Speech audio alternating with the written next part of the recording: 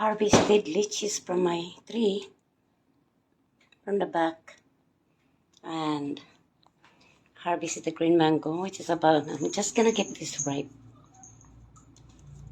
Pahinugin. Let it get ripe that way. And our lychee trees has bear fruit, but it's not that much this time. This is what I do with my tomatoes from the back and my ripe papaya. See? Nagkaganyan-ganyan yung balat kasi dumaan sa defrost dito. Pero okay naman yung laman niya. So, yeah. Ganyan siya pahinugit. Mahinog-hinog na siya. Kaya lang gusto ko pang mas malambot siya ng konti. I love green tomatoes. And yung manibalang pa. Dito rin, no, ang tamis-tamis niya. Ganyan lang yung balat niya kasi dumaan sa defrost.